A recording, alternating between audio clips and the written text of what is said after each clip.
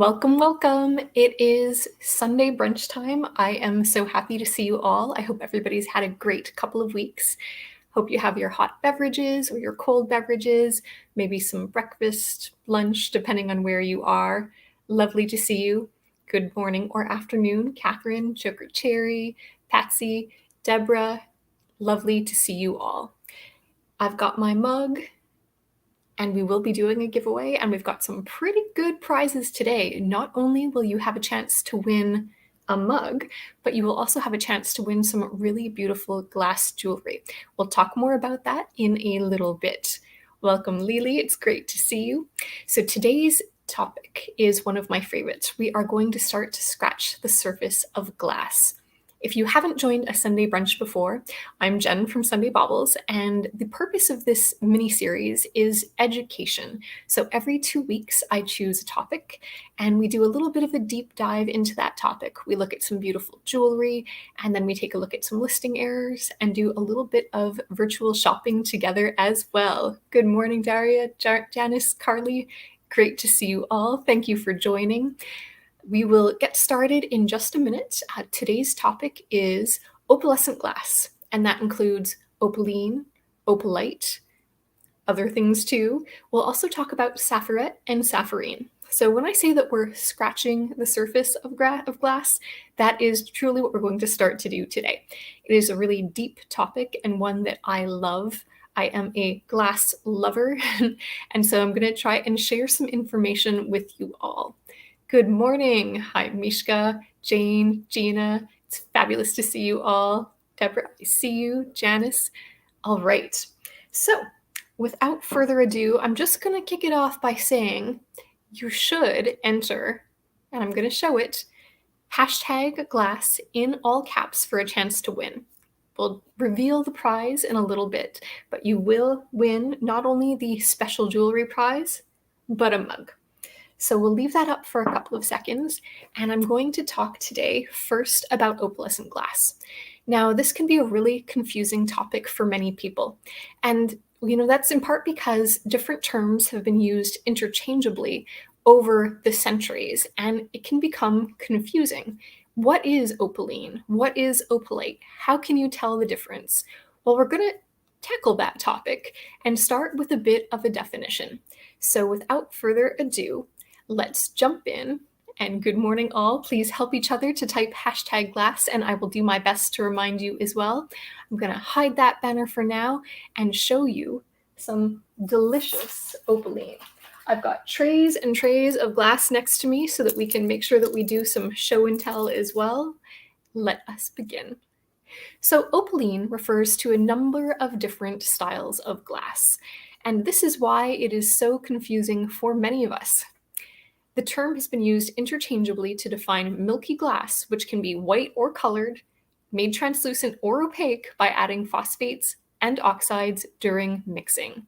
So this is the primary reason why, when you are shopping online and looking at listings, sometimes it's really hard to know what you're looking at. Is it opaline? Is it opalite? Well, let's do a deep dive, because technically the definition of what is called opaline is really very narrow. It's just been applied quite widely. First, we're going to take a look at glass through history. So here's a bit of a timeline that I've prepared.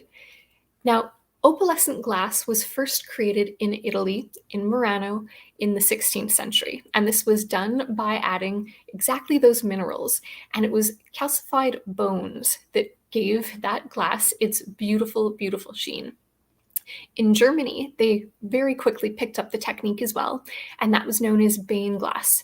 And at this point in time, it was all known as opalescent. In England, we also had some beautiful glass that was being made, as well as, of course, in France. In England, it was primarily in Bristol. That was the center.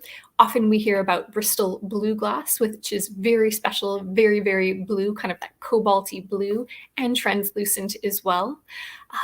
But it wasn't really until the French translucency of the 19th century that it became known as opaline, and it was French opaline glass. That was where the glass got its name from. The rest of it is still opalescent, and that opalescence is that beautiful kind of translucency, and it has almost the effect of an opal, where you can see different kind of colors based on how the light hits it. And this was very popular. The French continued to work with glass, as did everyone else. And a lot of the work that they were trying to do was to emulate like the white in bone china, but make it even more translucent. The centers in France were Creusot, Baccarat, Saint all sorts of different places too, like Saint Louis le Biche. And they really did some tremendous things. We're going to look at some fantastic makers that include Baccarat very shortly, and you'll see some beautiful work that they did. Now, the glass continued to be very popular, and as people experimented, they learned that they could make it more and more translucent. And in around I'm going to call it the 20th century, so early 1900s through 1930, we also had more experimentation. Sabino started to really work with glass in the early 1900s and developed some beautiful work. Some people use his name interchangeably with opaline as well. And this is one of the trends that we're going to talk about. Valerie-Stahl was another French maker that introduced the most beautiful robin's egg blue color that became known. And then this opalescent glass is still available on the market today. And in Italy, in around the 1960s, they brought out something that they called veritable opaline Murano glass, which was yet another translucent glass. And once again, that word opaline kind of found its way back into our vernacular. So that's where it can be a little bit tricky, because it is opalescent glass, and then over time, the opaline word has begun to be used interchangeably. So technically, opaline was first the glass that was used in France, and it's a little bit more opaque than you might expect. All right, friends, let's begin to take a look at some glass. And we're going to start by looking at some vessels, some vases, and then we'll jump in and look at some jewelry as well. Let's begin with some Bristol glass. So again, not all Bristol glass was blue, and they did indeed do some beautiful opalescent work.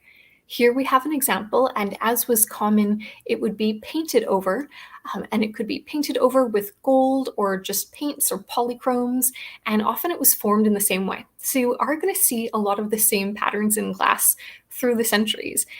If you've ever tried your hand at making glass, this type of design, it's not easy by any means, but the crimping part is a very common design that is done using some special tongs, and it is something that we're going to see time and time again. Now, next up, we've got some Baccarat opalescent glass, and this is circa 1780, and it is absolutely beautiful. This is a fantastic example of that translucent pink, and technically, you could get away with calling this one opaline. Yes, exactly, Jane. It's kind of like a square is a rectangle, but a rectangle is not a square. But, in the glass community and in the jewelry community, as long as you know what you see and like what you see, then no harm, no foul, unless you're being overcharged, which we'll talk about a little bit later. Some French opaline blue glass. Here's a beautiful example. This one's circa 1800, and it is another vase. It has some beautiful painting that has been applied to it as well. We've got some Murano opalescent glass, and this one has ormolu designs. These are egg-shaped trinket boxes that actually open up. Now, Murano has continued to make similar things, as have many other makers. So keep an eye on this, because we are going to see a similar design that they produced later, and some later examples as well that look very similar. So if you are in the market to buy any kind of antique glass vessels, it really does serve you well to do your homework, do some comparisons, and make sure you understand the makers and dating, because everything old is new again, and a lot is being reproduced, and it is not being sold as an antique, but it can be passed off as one. Here is some more beautiful Baccarat glass, and this is again circa 1800. The blue is just phenomenal, and again, this is around the time where they were trying to get to that wonderful clear, or as close to clear, bone china translucency as they could with white as well. This one has all sorts of detailing in gold gilding, as well as a lot of beautiful painting as well. Here's some Austrian examples. We've got an opalescent blue glass, and you can see, if you look at the tip, Once again, we've got that same crimping, but you can see that translucency kind of make its way through, where you almost get the different color and almost like a little bit of a yellow that's trying to make its way through. And this is circa 1840. And then we've got some more Baccarat opalescent glass a little bit later.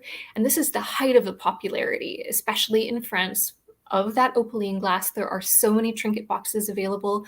Often people would be traveling on their grand tours and they would end up taking home some trinket boxes. There were some wonderful shops. The royal halls were there, and that's where they would be picking these up. So here we have an example in the white, which is quite rare and very sought after, and another one in the blue as well. Then we've got some Valoristhal opalescent glass. So in the Art Deco period, this is when there was a little nod back and people really wanted more of these glass vessels. We've got some beautiful examples here. One that is a white pineapple, and these pineapples did come in all sorts of different colors, and they're available today if you want to do a search on eBay. And then we also see some beautiful pink. But what this company was known the most for was for their work in blue, particularly the robin's egg blue color. And so here we have another pineapple in exactly that. We've got a candy sort of box or candy dish in the center, could also be used for many other things, and a wonderful vase. So these all are reflective of that blue. And again, this is opalescent glass with a nod back. These were made in France, that is a name, and they were really specializing in bringing glass to the masses. So the price point of these during that Deco period was quite accessible for many. Here's an example of Murano opalescent glass. So you may remember the early example in yellow, those egg-shaped trinket boxes. Again, we've got that very similar consistent ormolu look to the center. But this one is more recent. So this one is from 1930. And again, with Valoristhal popularizing this robin's egg blue, you start to see more and more of this. The blue was just a popular color. Everyone was trying to emulate what was known as kind of the American robin's egg color. Now, this color has long been popular. It's similar to what you see in Wedgwood. It's similar to what you see in some other pieces of art too, as well as the Blue Room in Buckingham Palace. But it was very popular at that point in time. And here we have our example from 1960. So this is the veritable Opaline de Murano glass. And if you can look in close, and I'm afraid I'm not going to be able to show you, but that sticker itself says exactly that, veritable Opaline de Murano glass. You're not going to find stickers on antique pieces, but on this one, you can see where they were trying to emulate that translucency of the past. So really quite beautiful. And then the Sabino opalescent glass from around 1930. So Sabino was a sculptor, and he was actually born in Sicily in 1878 and moved to France at the age of 4. And these are some really beautiful examples of his work. And I'm going to stop sharing my screen for a moment to share this bottle. So it is a perfume bottle.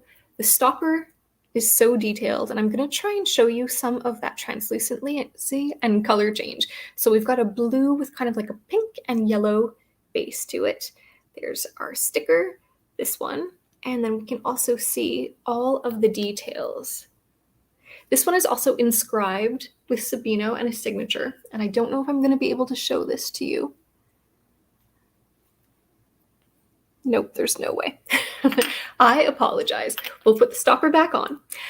Now, something to know about the Sabino company is that they have continued to operate and continue to operate until this day. Many of the molds that they were originally using are still in use. So they paused their production at the time of war in 1939, and they resumed later. And the company stayed in family hands until the 70s. Now there's still a huge market. So if, again, you're in the market for Sabino, it is definitely worth taking a look. Lalique is absolutely gorgeous, and they do make a ton of opalescent glass as well. It is extremely desirable and more expensive. So Sabino was known as being a little bit more economical, and there were two different lines. One was Vernox and one was Verart that they produced as well just before the war, that was known as the more accessible lines of opalescent glass too. Because back then that was a lot of what people would use to decorate their homes, which is really quite beautiful. So it is time for us now to jump in and talk a little bit about antique jewelry that has glass in it, as well as more modern jewelry that has glass in it. But please do enter hashtag glass to be entered to win the contest, which we will share more details on very, very soon. So with the height of the popularity of opalescent glass, in France, a lot of wonderful jewelry was made out of opaline. Here are a few examples. These are some earrings from 1760, and this is from the Victoria and Albert Museum collection. This picture doesn't really do them justice. There are some videos online where you can truly see that translucency. And in older opaline glass, the way it shines, it's almost like this pink, purple, blue, yellow, all together in one. They're really, really quite magical. Here are some more earrings, also from the Victoria and Albert collection. This one is a little bit later, from about 1780. And then we have a Georgian opaline demi-parure, and this one was available at a wonderful dealer, Ines Stodel Jewelry. If you're ever in the market for high-end antiques, she does have a wonderful website and is a wealth of knowledge. And here I've tried to zoom in so that you can kind of see that little pink flash that is trying to come through. And this is where you can see they were trying to emulate the translucency and the effect of opals with their beautiful, beautiful glass. This is circa around 1800. And here we also have a Victorian opaline demi-parure. This one is from Erica Weiner, sold. Actually, this one is still available for about $3,800 on her website. You've got a bracelet and a necklace.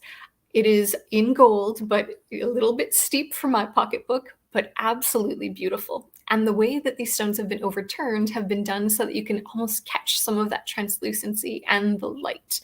So absolutely gorgeous. The good news is that there are pieces that are a little bit later and a little bit more economical.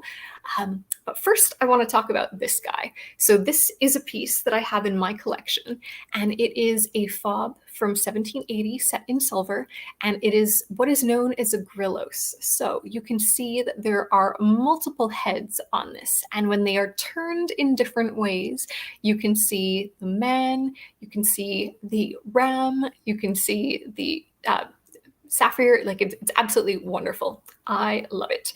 This is the one that I'm wearing today. So I'm going to just quickly hold this up for you, and you can see that translucency. It's a little bit different than the more modern pieces. I will take this off and I'll actually hold it up to an Art Deco piece in a little bit so that you can see the difference between the two. So you can absolutely find pieces.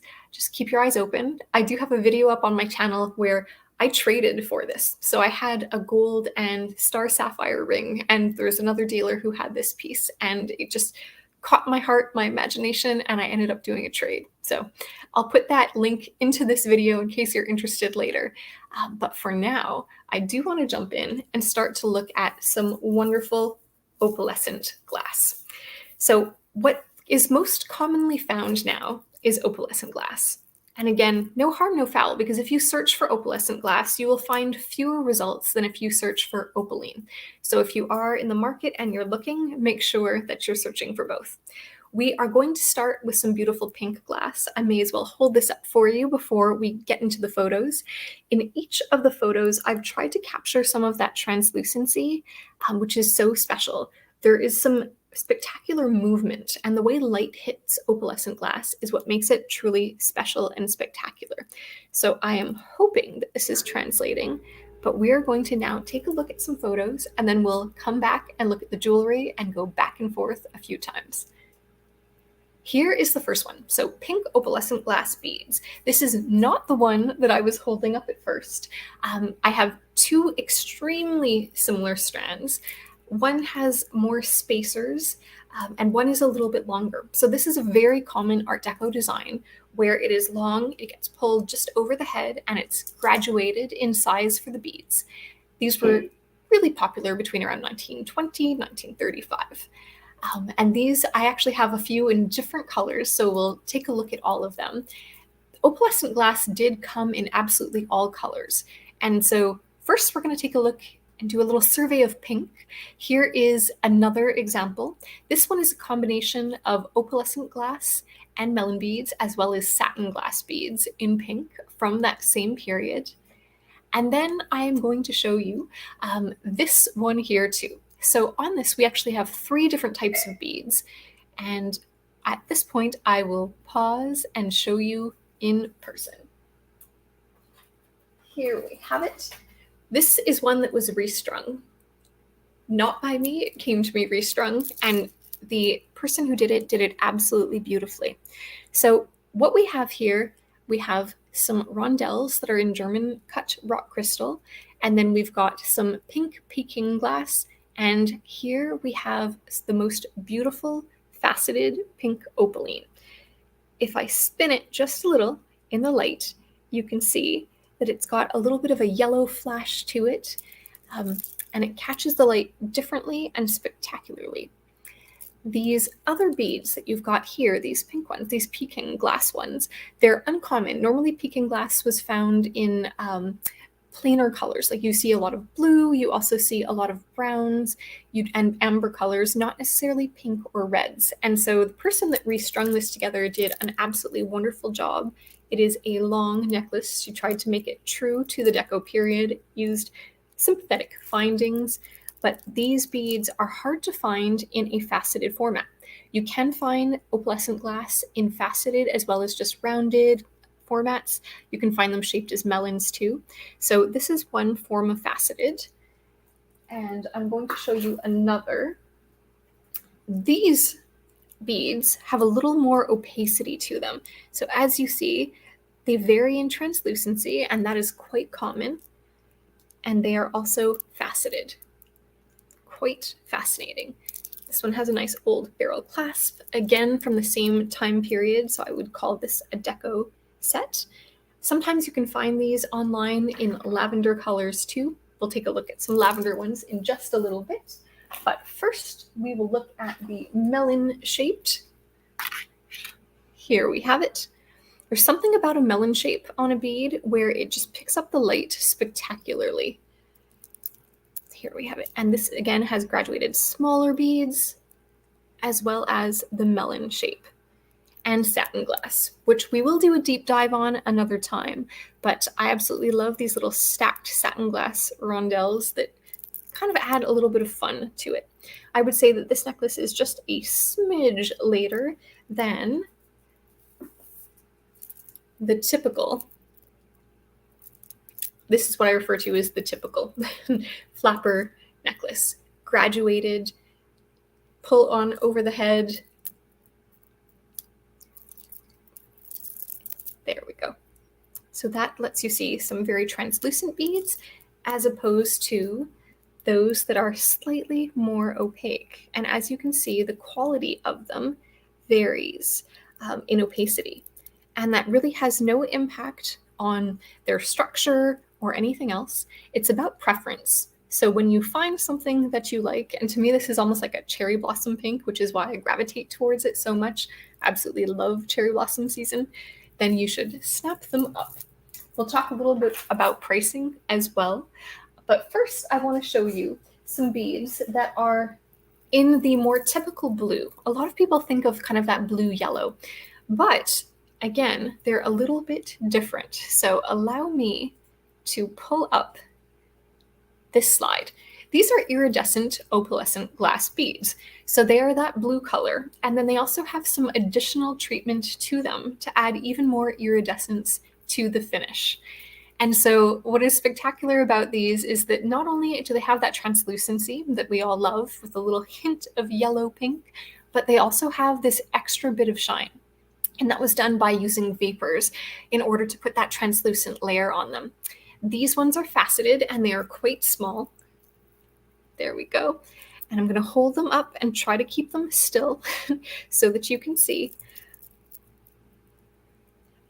Now, translucent beads with iridescent finish should not be confused with the Aurora Borealis finish that was introduced by Dior Swarovski. I should say Swarovski for Dior in around 1957.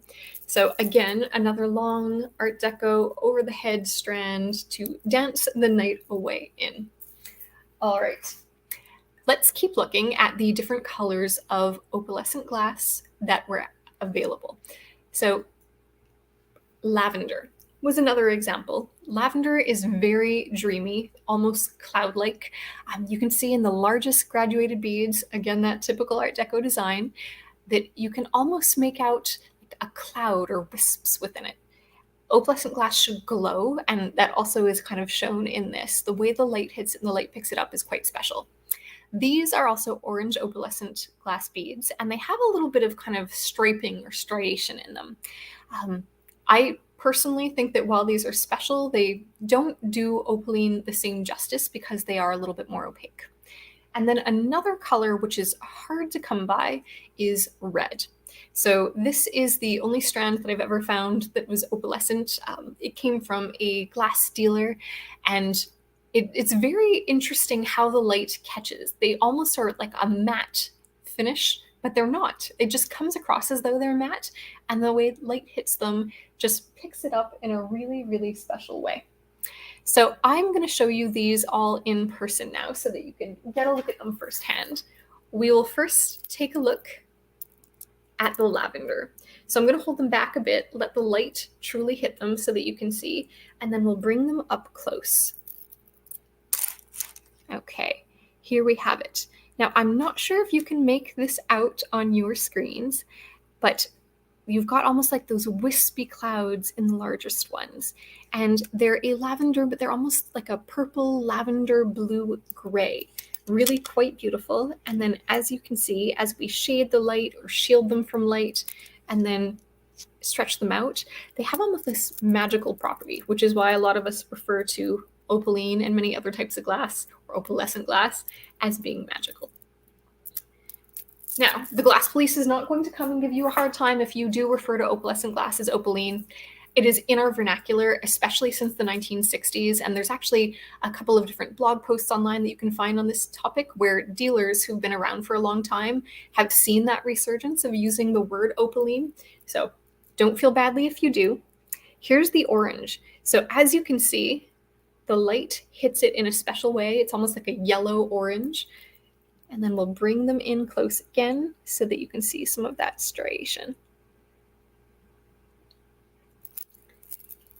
Opaline or opalescent glass lends itself very well to be worn outside. If you ever have weddings or a special event, layer them up, stack them high. And then there is the red. So this is probably the set that I think is among the most interesting. In person, it's almost ethereal. It's really very interesting. There we go. And I'll hold them closer. So when you are looking at opalescent glass, you should be able to see that kind of special property where the light hits it and it almost refracts in a different way. Make sure that you look for that. That is the one thing that when you're buying opalescent glass, whether it's called opaline or not, you really, really want to see. If it's sort of dead inside, then it's glass, and it can be absolutely beautiful glass. Or if it's perfectly crystal clear, again, beautiful glass, but should not be referred to as being opalescent. All right. Now I'm going to show you some of the more bizarre and out there, but interesting sets of beads that I have. First, we've got this one. This is a uranium opalescent glass bead strand. And so it is this almost like limey yellow. We've got some bicone beads as well as some rondelles, and these really, really glow. It is a super, super long strand, and I'm going to show it to you now. We'll see if we can light it up as well. This one catches the light wonderfully. And I happened to be at the right place at the right time when this was listed online. I managed to get this from a glass seller that was based out of London. And she was listing things, and I was actually driving through the mountains with my husband, heading to his father's funeral, and I was scrolling on my phone, and it had just listed, and I managed to buy it. And I'm going to grab my black light. So this is probably blowing out incredibly, but every part of this glows. They are incredible. And the translucency is just wonderful. I'm going to take you in really close on just a few. So if you can find yellow, lime green colors in opalescent glass, they are likely to be uranium. And the same goes for any vaseware. Always helps to have your light with you. Bring a UV light if you can. But it is just really something else. There we go. Now, also in the uranium family, from the same time period, we have this special necklace. This is a fruit necklace. Our lovely folks from the Art Deco period and a little bit later through the 40s and 50s did love their fruit salad. And if you take a look at this, we have opalescent glass at the top. This is typically that blue color that most people refer to as opaline. And then we've got some fruit and some leaves. And these fruit and leaves glow. And the best way for me to show you that is going to be to take you in to take a look at a picture. So here we go. We've got that uranium opalescent glass beads, plus here it is when it is all lit up. Linda, I see your question. Do I have a video on uranium glass? I have a shorter video that is a bit of a survey on glass that is UV reactive, and I can definitely put that as part of the link in this video's description after it's posted live too. So thank you for that question. And then around that same time too, we've got some opalescent strawberries. So these are loose beads that came to me from basically it's a glass factory that is defunct, and they are similar to the other pink opalescent glass in that they have different levels of opacity to them. So these strawberry beads are TBD what will be done with them. I was thinking either a bracelet or a necklace. If anybody has any great ideas, please don't hesitate to reach out, because I am all ears. I thought it might look great with some more rock crystal, complement that necklace. And now, without further ado, I'm going to struggle to take off this so that I can show you what the grillos looks like, which is the more antique piece of opaline next to a more modern pink necklace. Goodness gracious. Okay, so here we have the more modern, and then here is the grillos. I'm going to hold it back for a second, and I'm going to hold this right up next to it. Now, I'm not sure if this is making its way through on camera, but we have a sort of different level of translucency on this, where you can almost make out a pink, a yellow, a blue, all in one, whereas this later glass has more of like a duo color to it, unless it's a very, very vibrant blue. We are going to take a look at an example from the 1940s in just a second of what is very commonly referred to as opaline glass. Most people will recognize, but let's see if you can make this out. I'm going to spin it a little. There we go. Hopefully this is translating. So if you do find some in jewelry that is being sold as antique, from the 1780s onward, or the Georgian period, or even late Victorian, try to make sure that it does have that kind of yellow, pink, blue, purple all to it. I'm feeling a little naked. I'm going to throw on a necklace. We're going to do orange, and then I'm going to show you some more glass. All right, bringing this up now. So this is what many of us think of when we think of opaline glass, and this is a really beautiful bracelet. This one is from the 1940s, set in sterling. It has quite beautiful settings. I'm going to show you the bracelet so that you can see the details. It has got kind of that crown setting, and there we have it. Really juicy. Now, sometimes these were made later out of opalite. Now, the only real difference between opalite and opaline is the amount of the different minerals that were put into it. Really very beautiful.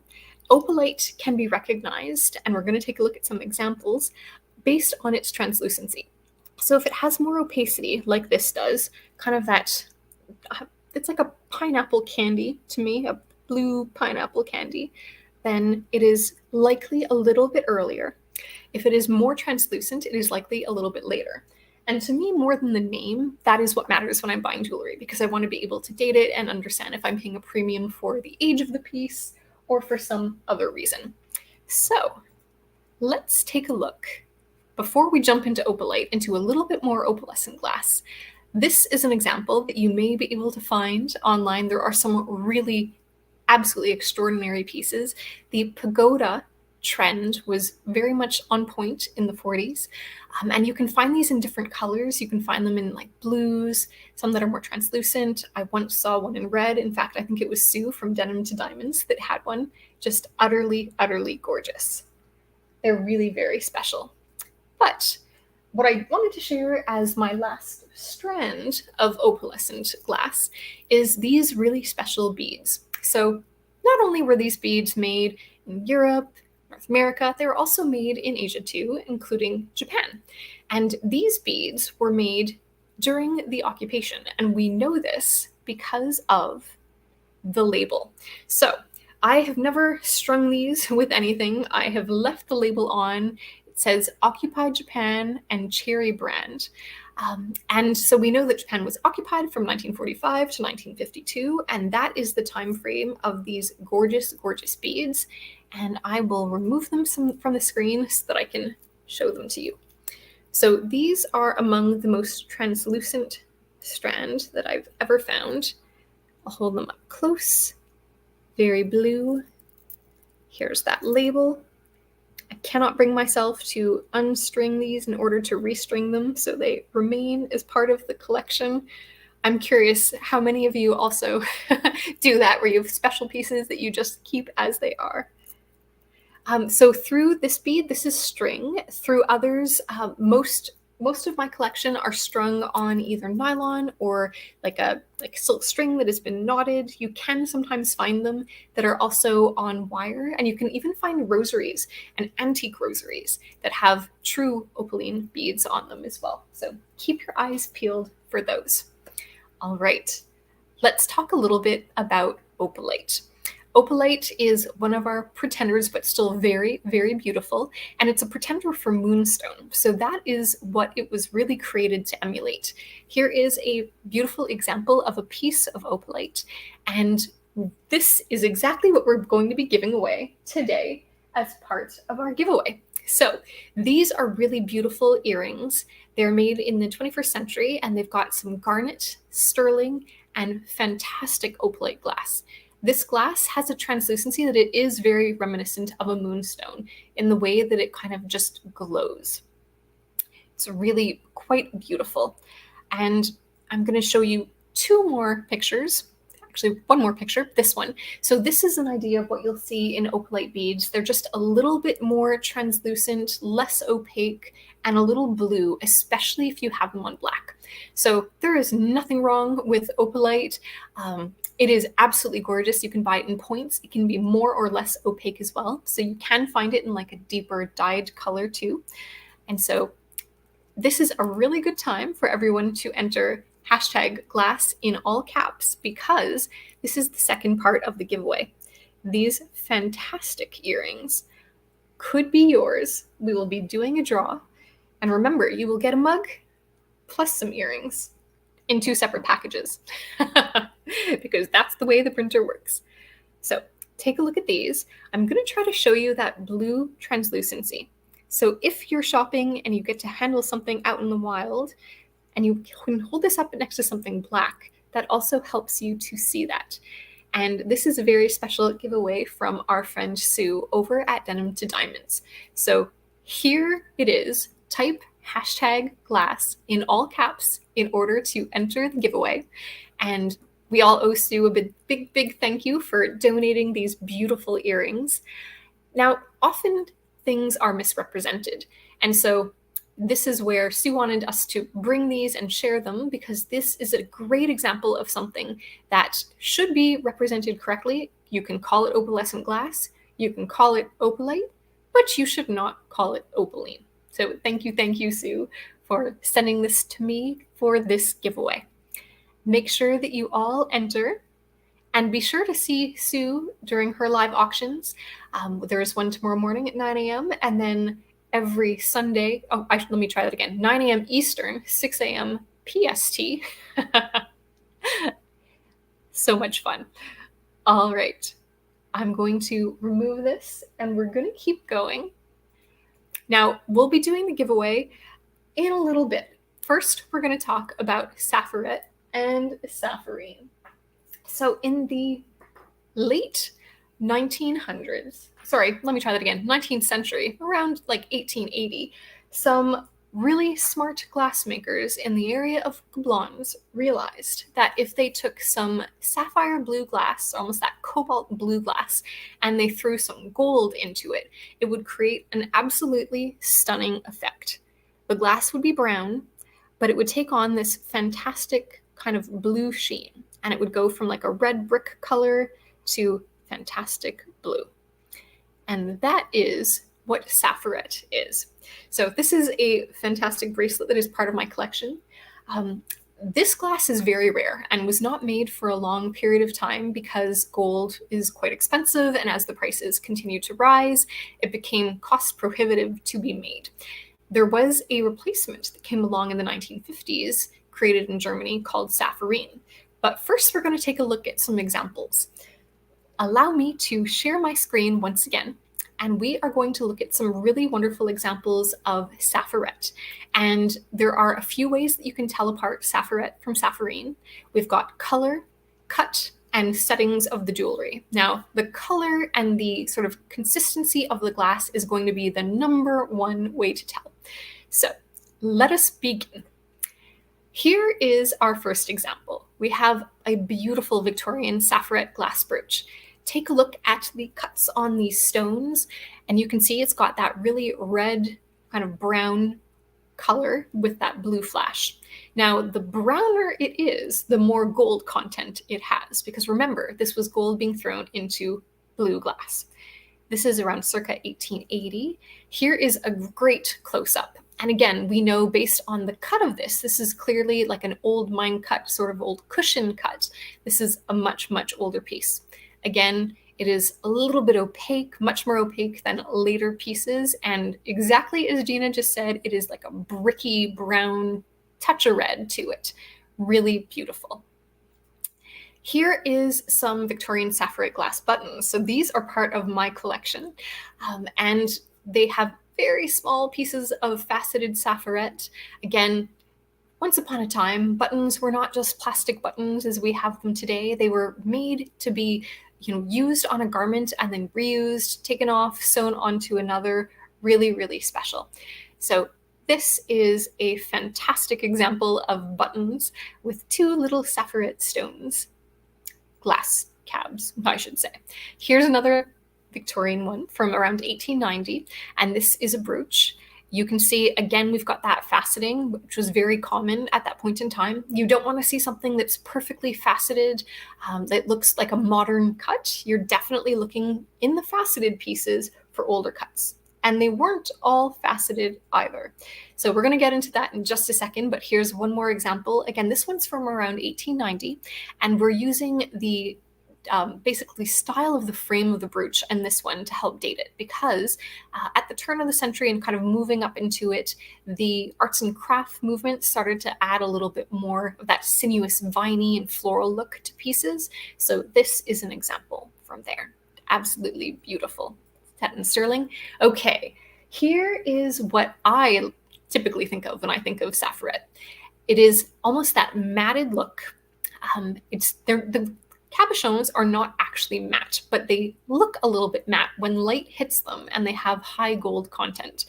Then when you twist them in just the right way, you get that blue flash that comes through. And so this is an example from around 1900, and it really does have your typical findings of the time as well that you would expect to see. Here is another example. This one is from 1890 or so. We've got a heart that's been engraved. And again, it has almost that matte look to it, extremely brown, red brick. Beautiful. Now, Carved moonstones were a big deal at that point in time. You can often find those man in the moon faces, and here is an example using safaret. So we have a beautifully carved man in the moon safaret pendant, and this one allows you to see that blue, but it is still that red brick color. And you can sometimes find these pieces that have been mislabeled too. So keep your eyes peeled when you are scouring stores and online marketplaces. This one is a little bit later, so it is hedging into that kind of Edwardian period where it's got a little bit more of the bows and kind of that streamlined look to it. Again, got that very red brick blue look, as one would expect to see. I am going to remove that before we start to talk about safarine. So I'll show you, I'm not sure how well this is going to translate, these little buttons. Oh, not too badly. It comes across. I'll hold both up. Nope, we'll hold one up. There we go. So as you can see, it's got that red brick color to it with the blue. When you turn it to the side, it looks almost fully red and ruddy. Really special. Now, the later days in Germany in 1950, when they recreated the look of Safaret and called it saphirine, what they did was they used glass without gold, and they used other minerals to try to make it just beautiful and shine in the same way. The look is similar. It has a little bit of brown undertone to it, but generally the cabochons are a little bit paler, and they have this lightness and like liquidity to them that's a little bit different. So let's take a look at some of those examples as well. Here are some saphirine glass earrings from around 1950. So at face value, it's a little bit hard to see without movement, but these cabochons have this light eeriness to them. And while they do have some of that brick red, they tend to be almost more translucent in nature.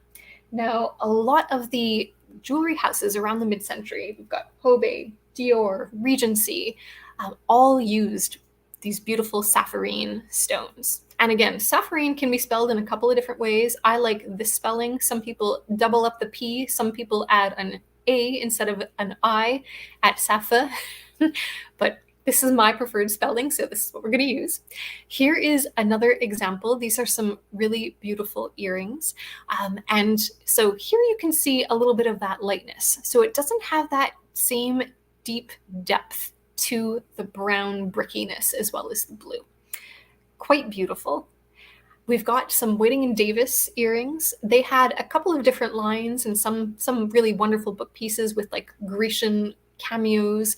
We've got lady cameos with this saphirine glass as well. Quite beautiful mid-century pieces. You can still find a few.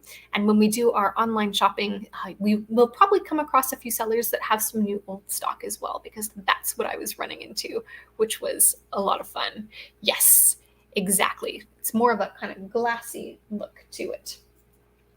And then here is a saphirine beaded bracelet. So these beads are still commonly made. You can find them, and this is a really great example that kind of shows you that translucency to them.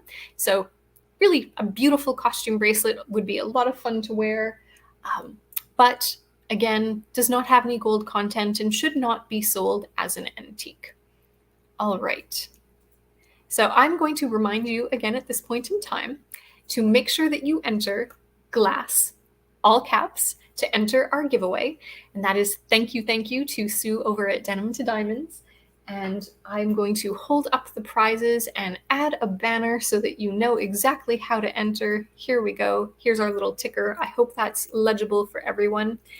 What you are entering to win is a beautiful pair of earrings with opalite glass and garnet set in sterling silver, and the very special and exclusive Sundae Baubles mug that you can only get by winning it. So please do enter glass, hashtag glass with all caps, and you will have a chance to win. And I'm going to quickly check and see how many entrants we have. Ooh, we've got 39. Thank you for entering. And what we're going to do is do this giveaway right after we take a look at some of the listing errors. So I'm going to keep this banner scrolling while we take a look at the listing errors. I'm going to go back to the comments for just a moment and see if I have missed anything. Thank you all so much for being here. It is a joy to do these lives with you all. Thank you, Jagar. I appreciate your kind words. I am scrolling through. Excellent, excellent. Oh, yes, and that beautiful artwork on Sue's banner is done by Jane Litterick, Living Skies Vintage. Do check her out. She also has some beautiful mugs and bags and other things available. Okay, I don't think I've missed anything. There we go. I am caught up now. And so it is time to look at some listing errors. And I've popped open a whole bunch of tabs. We are going to start off taking a look at some opalescent glass that may be opalite, opaline, something else. Let us begin. I'm going to share my screen.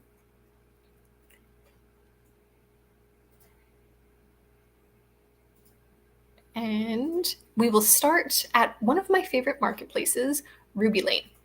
So this is a listing that is active right now, and it is for something that is being listed as vintage French Sabino glass, opalescent glass faceted beaded necklace and earrings. We're going to scroll down, take a look at that price. Yikes. Little high, sorry. The glass has that translucency to it. I would definitely call this opalescent glass. Let's scroll down. A vintage French Sabino blue opalescent facet beaded necklace matching earrings circa 1950s. Okay, so as we talked about, Sabino made some really beautiful work. Did they make beads? Not that I can find attributed anywhere. So at most, maybe you could call it Sabino style, but I still think opalescent, which he does use in the title, or she, is much more appropriate. Now, that said, I do think that that is a little bit steep in terms of the price point on those. Let's take a look at another listing. I am going to now share something else that is being referred to as, here we go, a domed faceted opaline glass. There we go. Okay, so this one I found on gem.app and it's available on Etsy, and it is a huge Art Deco check domed faceted opaline glass shoe clips. Now, if you look very closely at these pictures, I'm not sure if you can make it out, and hopefully you can see where my mouse is, but there are actually some issues with this. This looks more like iridescent glass, possibly like an iridescent coating that has been applied over top of some nice milk glass. But there's nothing on this that really suggests that it is opaline or even opalescent. It has a pearlescence to it. So this is the second listing error that I wanted to share with you. I don't disagree with the time frame. I do think that it's reasonable to say that it's deco, possibly even a little bit earlier, so I don't think that they've misled us there. But I do think that if you take a look on the one that is on the left-hand side at about 12 o'clock, there is a little bit of a patch that is missing. And that to me tells me that there is a coating there, which is not what you want to see. So let's head back and switch to the next tab. I'm going to stop sharing again and share another one. Oop.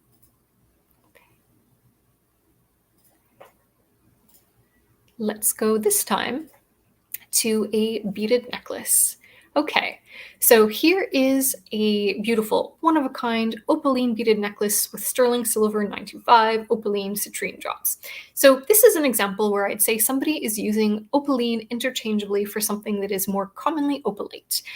If you take a look at the pendant especially, or at the beads where they're sitting on the bust and they glow that blue, very similar to what you would expect to see in like a man-made moonstone, that is a really good example of something that is technically opalite. There's a close-up and you can kind of see that sheen. That is what you'll expect to see. And that is very similar to what is in the wonderful pair of earrings that we're going to be giving away today. So still absolutely a beautiful piece. There's your toggle clasp. There at least it's marked for 925 and it does have a nice citrine to it. But I think it's always fair to know what you have. And I think that this is kind of the case where it's just being used interchangeably, as many do. All right, let us look at. Yes, Mishka, I agree. Etsy has gotten stricter on the use of words in the style of, but it is on all of us as buyers to make sure that we also recognize what we are looking at too. I'm going to share my screen again for another listing. And this time we are going to take a look at something that is being called there we go, pink moonstone opaline glass. So this is a beautiful brooch. And if you've ever seen my collection on satin glass, that's exactly what we're looking at here. It is beautiful, but again, it has a couple of tags too many to it. Pink moonstone, opaline glass, gilt grass. Obviously, in some listings, people are trying to make sure that they're able to, catch the most sets of eyes as possible in order to sell a piece. But this is what I would call satin glass, which has that beautiful kind of luster to it. It can have a cat's eye effect, and it can also have like a swirling sheen effect to it as well. So again, I would not call this opalescent at all, although I would definitely say that it is beautiful. Let's take a look at another example. Here we are. Exactly. That is truly the lesson. We must educate ourselves, because sometimes the seller might not know what it is. Sometimes they might know what it is, but also know that a lot of people might not know the right terms, so they may be searching for other things. So it's important to always do our own research. This is a beautiful necklace, and we're going to get in a little bit closer so that we can see the details on it. Not the back so much. What I want to see is right here. So if you can make out, there is a darker blue and a lighter blue that has been sort of embedded into these beads, and that is what is known as givre. And it is very possible that pieces are available that do have a combination of opaline or opalescent glass in them. But this to me looks more like a givre glass necklace. It is absolutely beautiful. The price isn't bad by any means at all.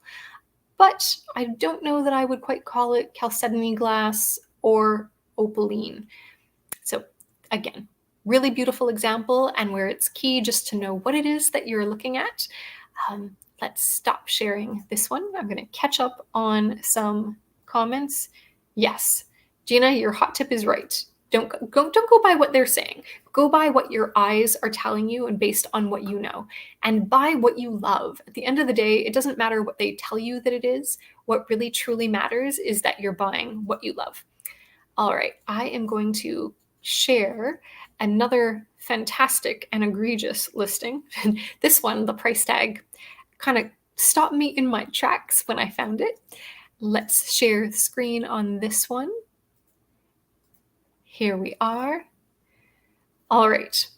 I love pink beads. I am always a fan of pink glass, whether it's roselyn glass, which is a pink type of glass that was really popular around the time of the Depression, or opalescent glass. But these, my friends, appear to me not to be opalescent at all. They're being called German pink, opaline Myra glass, but they just appear to be really beautiful pink glass beads. So I don't see any sort of sheen to them, and I think that pricing is a little bit off. Also, calling them antique when you've got some AB glass crystals, which were introduced in 1957 at earliest, seems to be a little bit of a stretch. So this one, I would say, is a little bit of an egregious error. Especially with a price tag of $485 Canadian. My US friends, I think that's still like $395 USD. So that is one that I would probably say don't go for. I'm going to share, let me see, a couple more listings. Let me see what we've got. Yes. Okay, so the next things I'm going to share are actually some really great listings. I found a fantastic strand of opalescent glass that if I was not shipped in Canada, the seller would, or not based in Canada, the seller would be able to ship to me. So for all of you who are in the market for some beautiful blue, it's kind of going to be first come, first served if you are interested in this. I found these on Etsy. So 72 Canadian dollars. It's a beautiful opalescent glass necklace. Take a look at it. What I love about this is that you've got the longer barrel beads. You've also got round ones. You've got some molded beads too. Um, nice clasp on the end. There we go. So these are beautiful, beautiful opalescent kind of blue glass beads. I think this picture does it great justice. 26 inches long, and they did a pretty good job describing it too, saying that it is similar to milk glass in appearance, beads in excellent condition. I like this one a lot. I do have a couple more fun listings that I want to share with you too. And so let's remove this and we will share another one.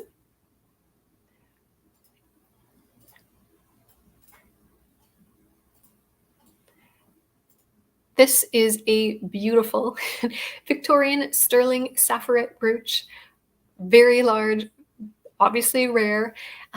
As you can see, the price is very high. I'm just going to take you through to take a look at it. Take a look at that faceting. So yes, it has a little bit of a nick to it.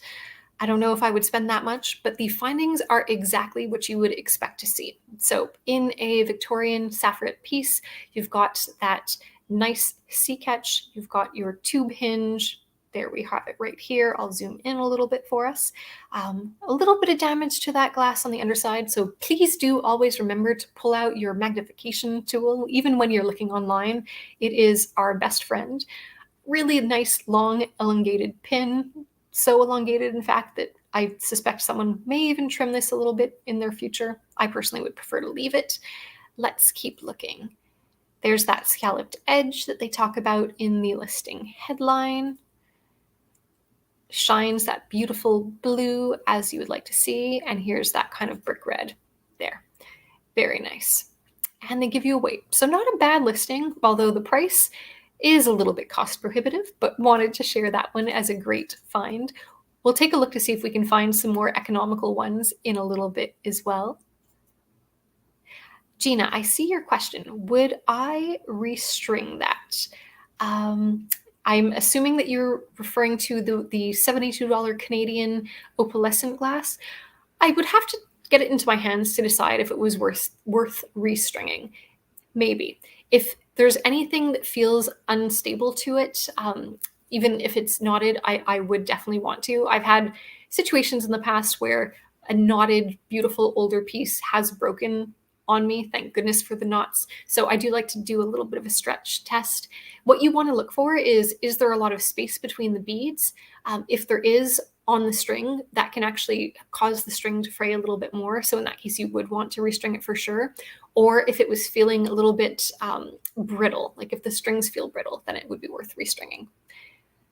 All right, let's share another one. So these ones are a slightly more economical buy if you're in the market for some saffret glass. These are molded and quite interesting. They've been mounted in 9-karat gold findings. I'm going to scooch back one so that you can see it. Again, that red brick with the blue, quite beautiful. I would say that these were likely a conversion of some type. And here's the back. So personally, if I had the choice between, a $2,500 brooch or some gold earrings for $341, this is probably what I would be more likely to gravitate towards. And then let's take a look at another example too.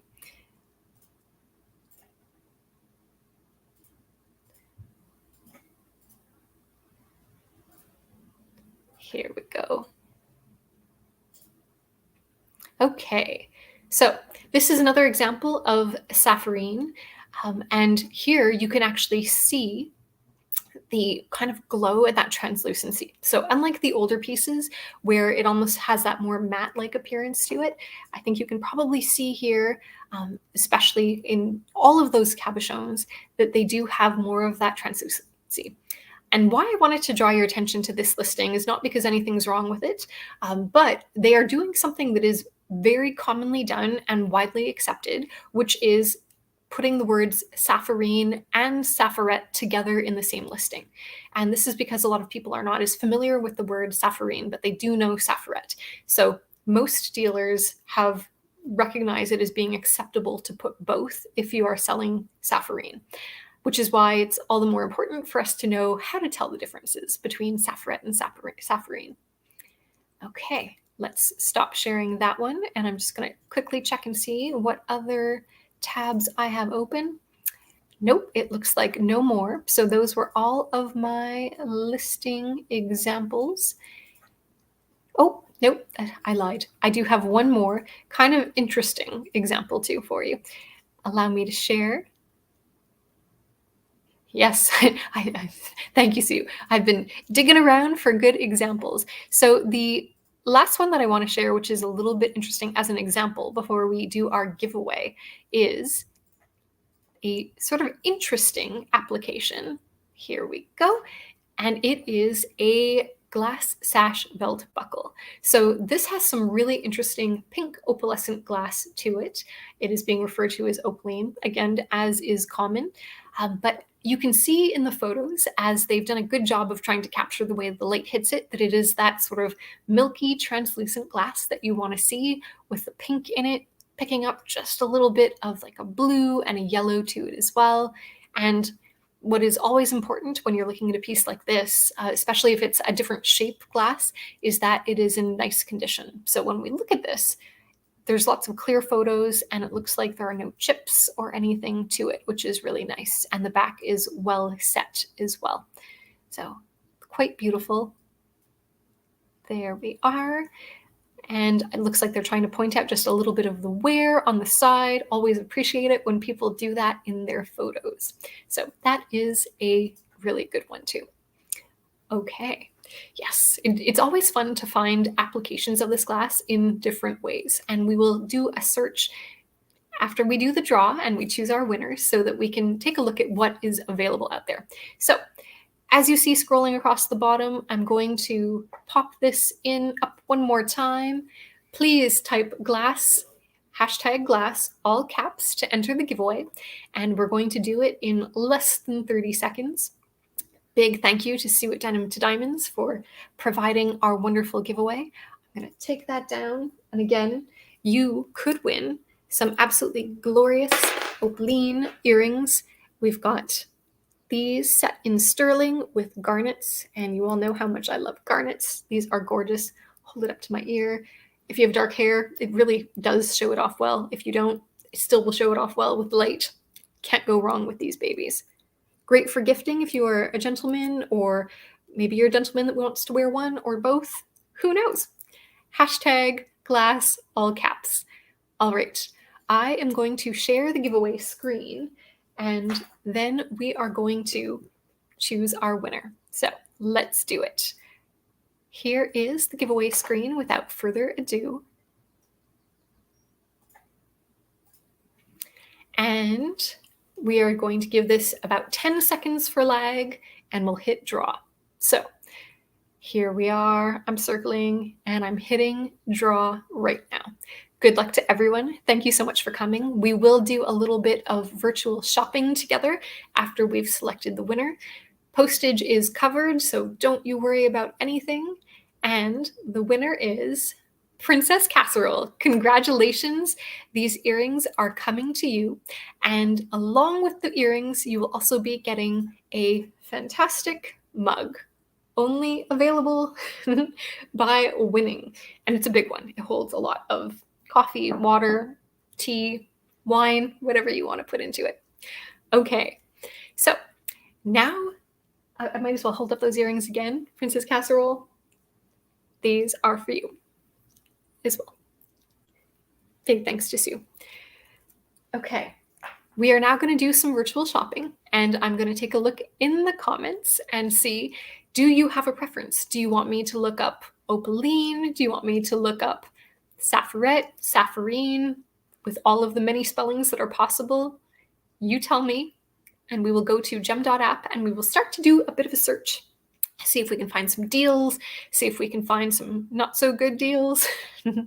There is a little bit of saphirine and safaret out there. I've been looking, I'm always on the lookout, but I I'm always asking myself, do I want another example in my collection, or do I want to wear my piece more often? And then I challenge myself to do exactly that. All right, I see a request for Safaret.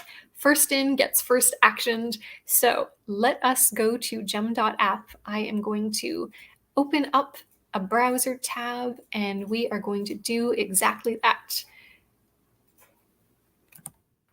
Here we go. Allow me to share my screen and we'll see if I'm able to do that without losing volume today. I'll keep an eye in case I do. Here we are. Okay, we are looking for Safaret. You can see in my browser history that a few things pop up. Ooh, there are some beauties. Okay, so here is a very large piece. It is not inexpensive. It is available on Ruby Lane. I'm going to do some quick clicking. They're calling this an antique Edwardian sterling silver faceted Safaret glass brooch. It's beautiful. If you are interested, you know where to find it. It apparently is in Canada, so my Canadian friends, if you have $1,102 to spend, you will not be paying extra for customs, so that's exciting. But let's keep going and see if we can find something that is maybe a little bit more economical. All right, so this is interesting. I'm going to click on this second one that is $547 just to see why. They're saying it's an Alice Cavanis Safaret rhinestone jeweled pendant. And I'm taking a look, and I believe that they are referring to the large cabochon potentially as being Safaret, which maybe are saphirine, but the colors don't seem quite right to me. They're a little bit pinkier and almost more of like a dragon's breath, like interesting. Beautiful. We all know Alice Cavanis is highly collectible as well, but not what we're looking for today. So let's keep going. Here we have a Whiting & Davis Safaret saphirine. As I mentioned, you can often see it listed this way together. Grecian Lady glass cameo necklace for $85. This is a beautiful example. Kind of like this one. And it's nice. You can see the size. I love it when people put things either into the palm of their hand or next to a ruler so that we can get a feel. I mean, we all do have different hand sizes, so rulers are best. But there we can see it is signed Whiting & Davis. Interesting one. But again, that one technically is saphirine, not Safaret. This, they are calling a Victorian Safaret brooch. And it looks correct to me for being an older antique piece. This does have that brown brick that you're looking for. And again, it's got that blue sheen and it has that kind of matted look to it. So available on Ruby Lane. This one, not too bad for $270 Canadian. My US friends, I think that would come in probably right around $195 or so. Here is another one that looks like a nice antique piece. Not inexpensive. They're calling it a saphirine necklace. Quite beautiful, faceted glass. There we go. Nice. Let's see if we can find some deals.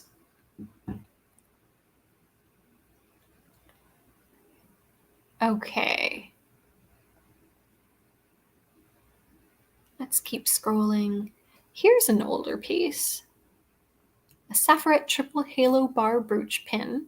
This is not a terrible price for it, considering there are 3 cabochons. You know, when you do find these pieces, often they are going to be over $100. So if you're able to find, or over several $100s. So if you're able to find something within your price range that makes sense, that's when I would say it would be the time to buy, if it's the right time for you. There is something that I'm seeing on this that I'm not liking. So it looks like there's either a replacement stone or some wear to this stone.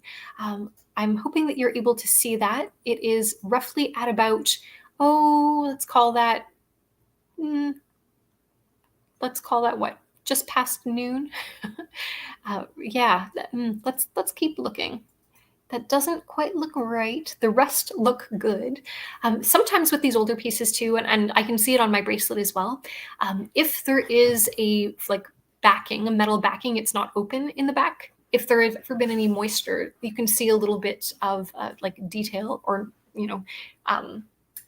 I would call it almost like noise behind. Let me stop sharing this for just a moment, and I'm going to hold up my bracelet and see if I'm able to show you.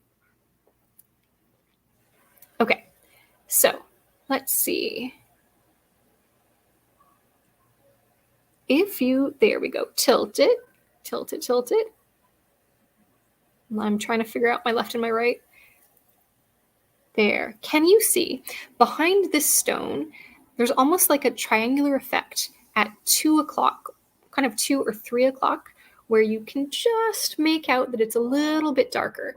What that is, it's a little bit of like water staining, and it has no real impact to the piece. It's not a problem, but it's worth noting that when you do buy pieces, see when I tilt it like this, you can't see it at all.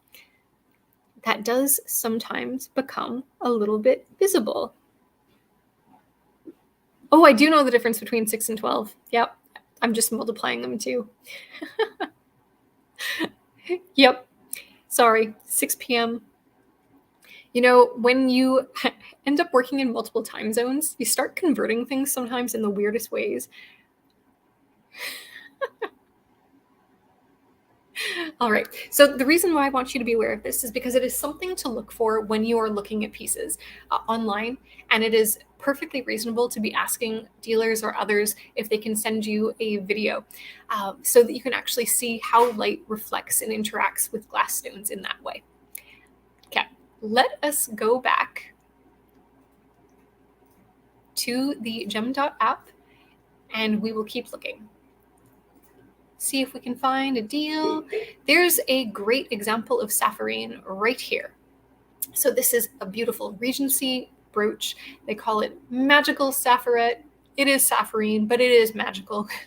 And you can probably see that liquidity and sort of that translucency that we're talking about. So it still does have that brown and the blue and great, great flash to it. But for sure, you can see that it is that more modern, more shiny look to it.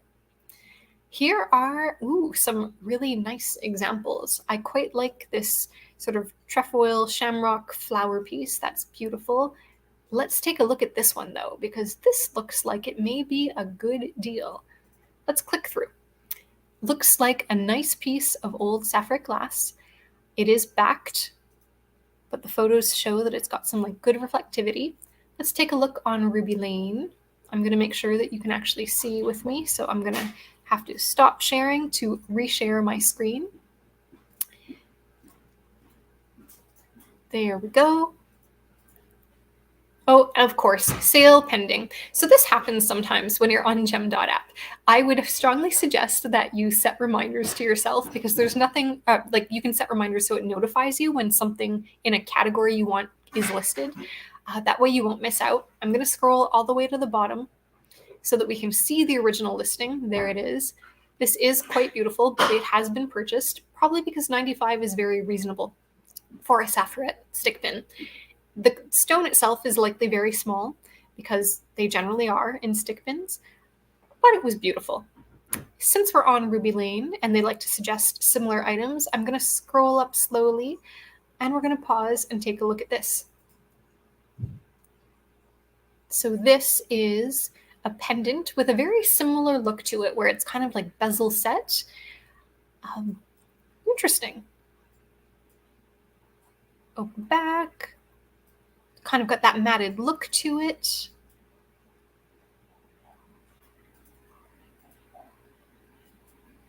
I don't know how I feel about this one. I want it to be a little bit more bricky brown, and I think I would want to see more photos before I bought it. They are saying that it is a fob made in Blondes, mid-19th century. It looks good, but I still would want to see a little bit of a video just to get a really good feel for what this one's going to be like. All right, let us return to Gem.app. I'm just going to Oh, you have one of the necklaces, Jagar. That's amazing. Yes, I can go back. The necklace, when I scroll down on the left, the price was $9.63. Let's go back to gem.app, and then I will be able to scroll backwards. A necklace on the left. This one here. That is beautiful. Okay, let's take a look. I'm gonna scroll through the photos. Stunning. Now, we'll go to the listing. They are calling it a beautiful vintage Safaret necklace, unmarked, possibly D&E Juliana. Let's see if there's anything more to this description. Nope, that is their full description. Okay. So what I do like about this is that it is very bricky, and it's got some blue to it, as you would expect to see. If it's 1940s, that's a little early for saphirine, but it doesn't make it impossible. However, it is also possible that some older stones were used, because often things that were produced earlier in the century could be used later on to create wonderful pieces. So I cannot tell you for certainty if this is safaret or safarine. It's hard to say without having it in your hands, but I would love to know from you, and I'll go back to the comments so I can see your comments. Does your piece have like a translucency to it, kind of to the last effect that we saw? Or does it look more like the like antique kind of matted, muted brick safaret? And that is a question for you, Jagar, because it is absolutely stunning and it is a wonderful piece to have in your collection. Really beautiful. Whoop.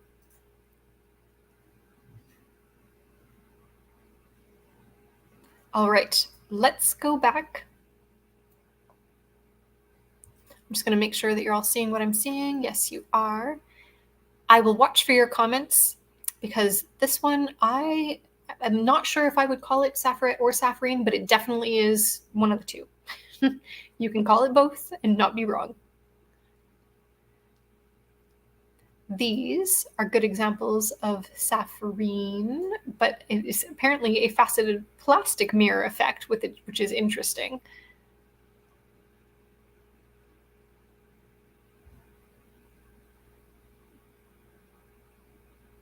Let's keep looking and see if we can find something that's economical. Oh, let's take a look at this one. If you wanted to harvest stones, this could be a great brooch to buy. That's exactly what the seller is suggesting. So if you wanted a ring, or to make yourself a ring, ring, earrings, and a pendant, you would be able to, and $83 Canadian is a pretty good price in order to get 4 wonderful cabs like that. Not bad at all. Let's take a look at this one. So this is on eBay, and it's a small safaret glass paste pin. Look at that. Quite nice, quite interesting with the way that's been set. I'm just going to check on the comments. It looks like glass. Doesn't look antique. Yes, then it is likely saphirine, but absolutely beautiful. Okay, let's keep scrolling. I love this one. It is beautiful. And this is what I mean by these pieces can be very pricey. We're going to look at a little bit more of the safaret safarine. Here's definitely a safarine one. No doubt about it. They are calling it an antique teardrop single earring, but it is a vintage teardrop shaped single earring with saphirine, and a little bit overpriced too at that. We'll look just a little longer, and then we are going to head into looking at some opaline and opalescent glass. Okay, so here is another example. The setting looks right for it being Victorian. They're calling it Lover's Eye style, which is interesting. Open in the back. They do say that it has some flaws and it's chipped, which is a shame. You can see some small chipping right around 7 o'clock. Yep. Not 12, 7. Oh. But you do see that brown to it as well as the blue. Love it when they're helpful. And they've also pointed out the chip on the tip, which is great. So they're being very honest about it. 173, not terrible. If you really wanted a piece and this was the piece that made your heart sing, maybe you would go for it. All right. We'll go just a little further. I like this one here. So this one is available on Etsy. It is a great Safaret clover pin. Now, there's not a lot of photos, but we're going to click in. And I'm going to stop my screen, and then I'm going to present it again so that we can take a look at the listing in detail.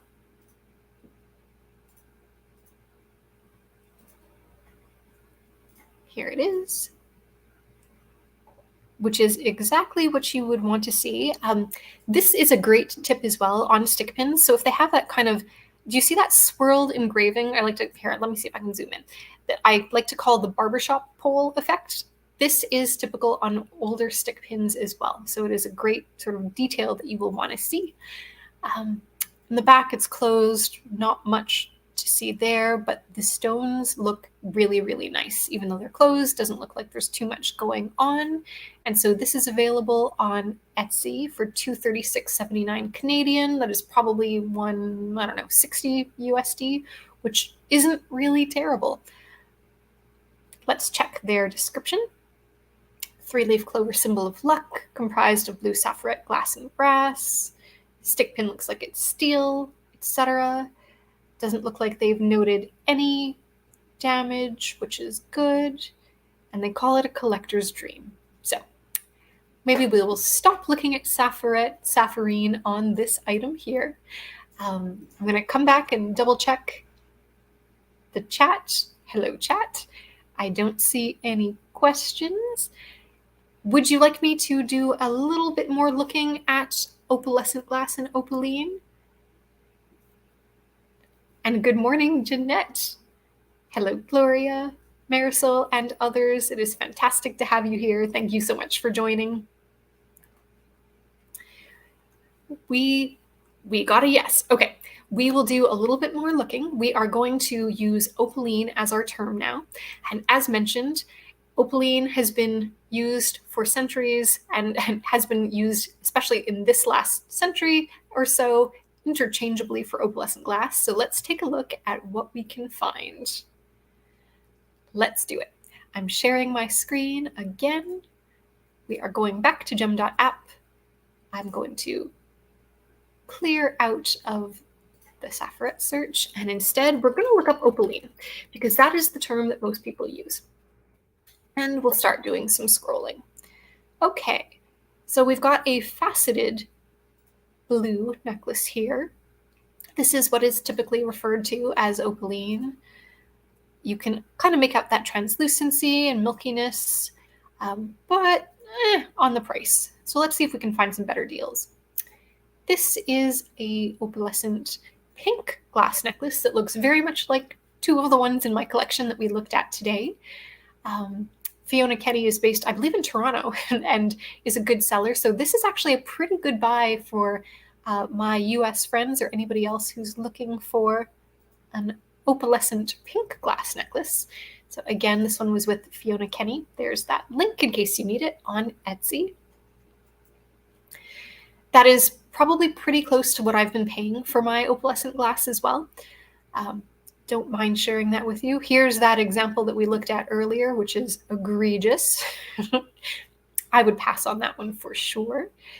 Now here's some opal glass, sometimes called opaline because it does have opalescent properties to it. To me, I like to call this like a foiled opal. Would be curious to what the rest of you think. I would definitely call this heart opalite. An inexpensive buy, free shipping in Canada. I'm getting a lot of the Canadian listings today. Here is another beautiful example of opalescent glass that is quite translucent. This is really very nice. It almost reminds me of the cherry brand beads that I have in my collection. Let's go here. Quite pretty. It's got a beautiful glow to it, kind of that milky and blue color. A little bit more than I might want to spend. And then here's some lavender ones. So lavender faceted glass. Now, what I don't love is that they're calling it French opaline with no reason to be calling it French. French opaline would be correct if it was, in fact, something that you knew for sure was French opaline from that kind of Napoleonic period.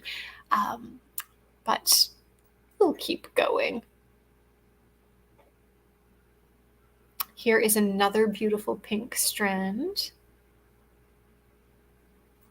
This one is a little bit longer and quite beautiful. This is that typical look, like the example that I showed you, similar to my lavender and orange and also pink ones. So this level of translucency is what is usually identified as being opalite. And it's because it has almost that moonstone effect. They've called it Czech faceted opaline glass. Could it have been made in Czechoslovakia? Perhaps, but I don't think that this is an antique one by any means. And that looks like a much more modern clasp to it as well. So I would probably pass on that. Here is a very interesting one. So they've called it an opaline sapphire glass brooch circa 1960s. This is like an opalescent givre bead. So you've got kind of that two colors, the blue as well as that lighter blue to it. It's really quite beautiful. Available on Ruby Lane. I'm hoping that we come across some sort of undeniable bargain because that would be fun. And I will leave it to you all. Aha, here's the one that I was suggesting that someone may want to pick up. I love this one. Available from Makin' Lemonade on Etsy, $69 for opalescent glass. And this is the one that has a few different shapes to it. So you've got your elongated shape, your round shape, and then some molded shapes as well. Let me see if we can see it. So basically right next to the elongated shape, the ones that are suspended to the right and the left, there are some kind of twisted molded examples and then some faceted examples. Really nice variety of beads. Ooh.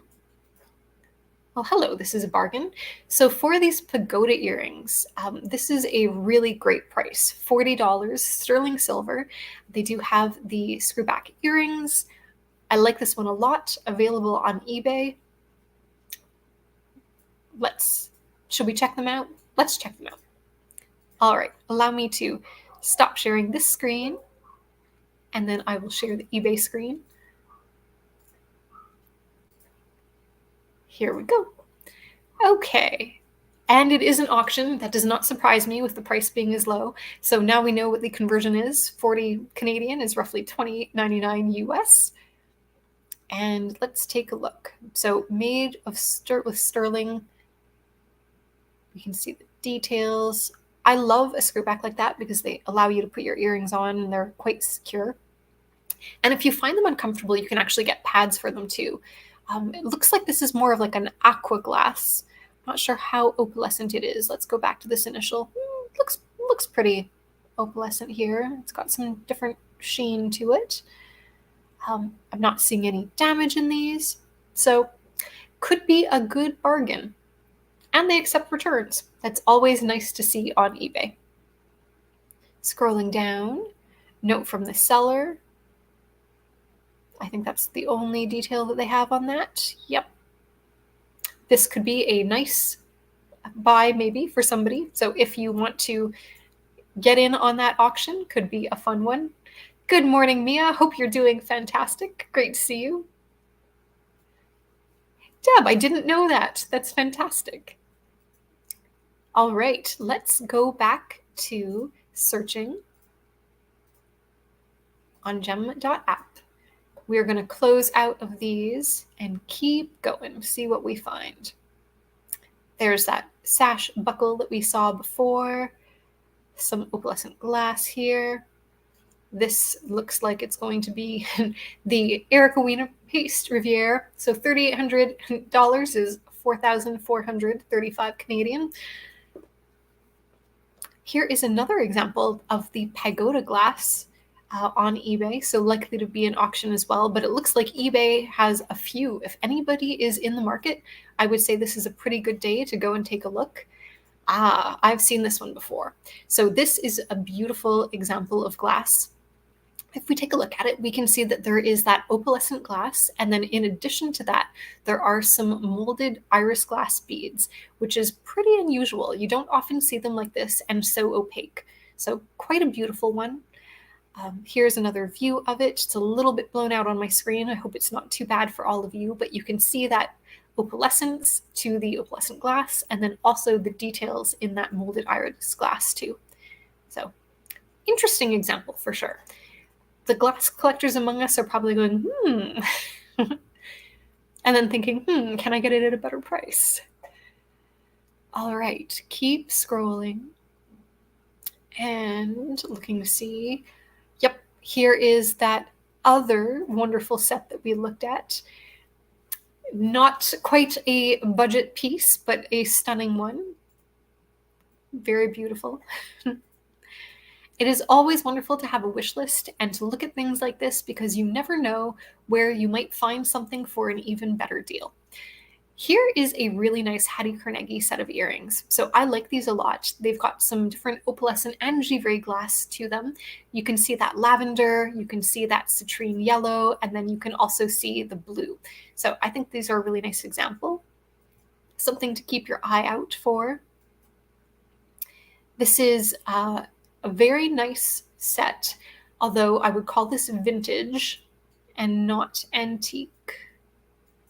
I don't believe that it was original to that box, and I say that because it is very similar to the bracelet and earrings, the bracelet set that I have. This one is beautiful. It is all bezel set. Quite beautiful. And actually, for being in sterling, the price is not terrible. Here's another example of those pagoda earrings.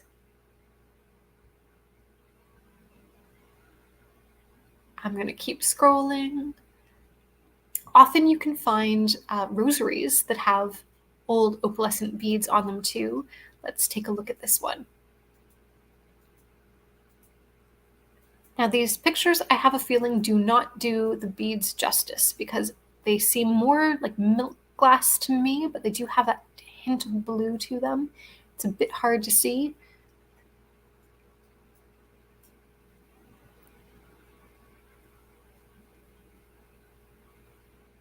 Let's keep going and see what we find. I'm going to pop back and check the comments.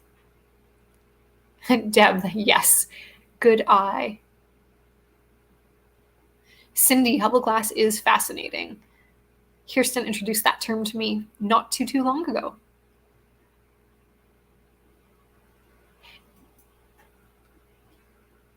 Yes, Gina, that set loves to find you. Okay, here is something interesting. Okay, this is quite beautiful.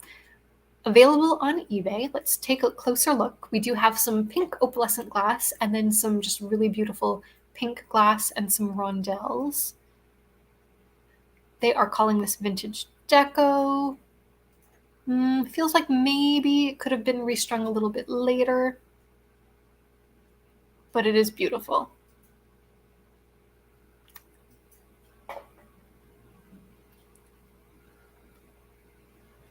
I'm going to keep going. Earrings very similar to those that we gave away today. Thank you to Sue.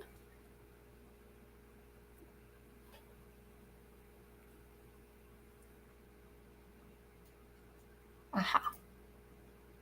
Here's an interesting brooch. They're calling it a Victorian gold-filled opaline love knot, early Victorian, 234. I don't know if I would call this early Victorian. I think it's a little bit later. And the reason that I say that is because of the findings on it. So while it is kind of a C-style catch, it is not a tube hinge. It's got one of those round hinges to it that's more like to a safety pin, which tend to be later. So later Victorian, yes. Early Victorian, no.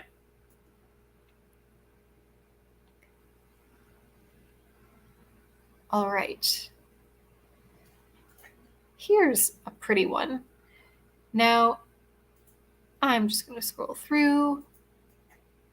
Beautiful glass, a little bit more alike to what you would see for that faux moonstone opalite, but quite pretty. Those Hattie Carnegie earrings are going to haunt us all. They're coming up again. And there we've got some nice trinket boxes.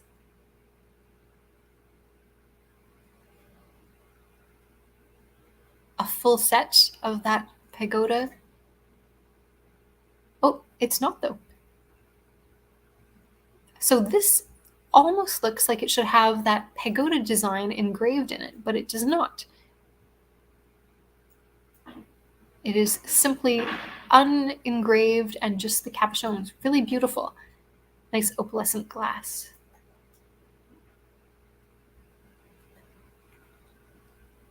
Okay. I am going to find those Hattie Carnegie earrings yet again. I'm going to pop back into the comments.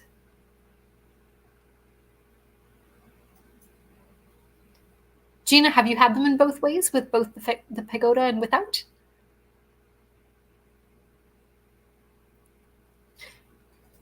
All right. Let's take a look at this one. There's something going on here. 4-strand, pale Vaseline yellow opaline labradorite beads sterling silver necklace. There is a lot going on in the title of this. I am quite confused by this listing.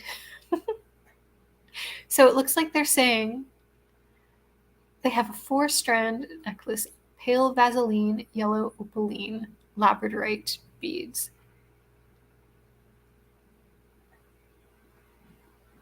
Huh. I don't know. For that price and that confused listing, I think I would probably take a pass on this, because you can find a lot of these raw materials now being sold as opalite. It is possible that it's uranium, although that color and the way it's glowing doesn't seem quite right either. So I think we'll just keep going. Sometimes when you're not sure, it is better to just take a pass and wait for the right one to come along. Ooh, there's some beautiful earrings that would match the bracelet that I showed today perfectly.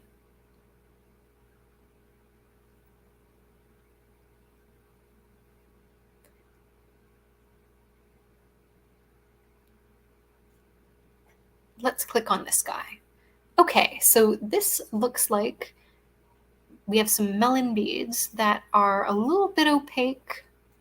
I don't know if I would call these opalescent. It's a bit hard to see from the photos. It does look like there's a mix of kind of opaque and clear glass together, swirling.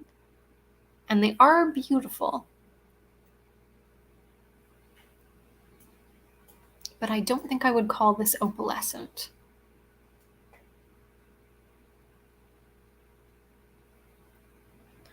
But this I would. This is beautiful. So if you've not seen this Ian St. Glar set with the porcelain cordon couple, you have to take a look at these beads. They are opalescent, and they're also like givre, so they have some white to them, but they also have some pink. They're phenomenal. I love this. And if you're familiar with his work, or if you're not familiar with his work, you should definitely look it up. This is gorgeous. Yep, wish list piece for me. And available from Sue.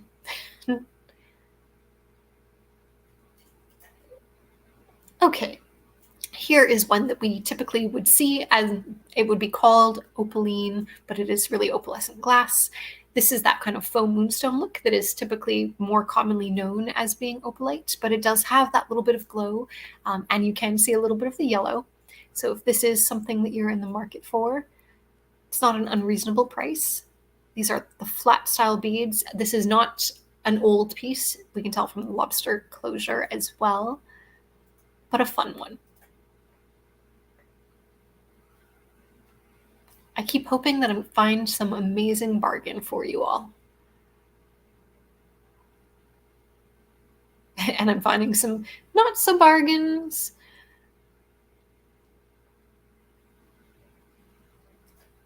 This is a beautiful brooch too, with that givre glass.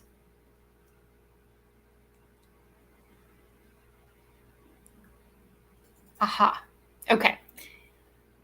This may be the last one that we look at. This is a fantastic deal. I've seen this one before. In fact, I've looked at it myself. These are vintage brooches, and you get 2 of them for 42 Canadian. Quite a good deal with lovely opalescent glass and other findings to them as well. So really, really beautiful deal. This one's available on Etsy from the seller The Cherished Web. And with that, I am going to stop sharing. I'm going to come back. And I see I missed a comment. So the website I use, Carly, is gem.app. And what gem.app is it's an aggregator. So what they do is they scrape marketplaces like eBay, Etsy, Ruby Lane, and then other independent websites too. So if you look for a term there, it turns up results from all of them at the same time. So it can save you a little bit of time. Now, the catch is that because they're an aggregator, they don't always get the data immediately, which means that if something's posted on Ruby Lane for 2 hours and then it shows up there, by the time you see the listing and click through, it may already be sold. So it doesn't hurt to continue to set like reminders on items on each of those different marketplaces and to check the marketplaces themselves. But the aggregator is a great way to kind of save time and quickly like scour the market to see what's available and what prices are. Deborah, I think I missed your question when I was on a specific item. So if you want to reach out to me, I will be happy to retrace my steps for sure. And with that, I do want to thank you all so much for joining me today. It has been wonderful. I am going to pop off because I know that there are some other folks that do have lives planned today. And next time I do my brunch, I'll make sure that I know exactly who's going on when so I can share that information with you all. My next live will be in 2 weeks' time. So that is going to be on the 26th of March. And we are likely going to be looking at buckle jewelry, Victorian buckle jewelry to be specific. So thank you all so much for popping by. The penultimate item that was reddish. Okay. Deborah, I am going to view back and then I will reach out to you by email. Thank you all so much for hanging out. It has been fantastic. If there's ever anything specific that you want to see, please feel free to reach out. I know there's been a lot of requests for information on findings too. So I think what we'll probably do is earring findings and buckles for our next live on the 26th. So please, oh, thank you so much for joining, Susie. So please join again and do subscribe to the channel. And I look forward to creating more educational content. We will do more giveaways as well. Congratulations again to Princess Casserole, and I hope everybody has an absolutely wonderful weekend. Take care, everyone. Happy Sunday.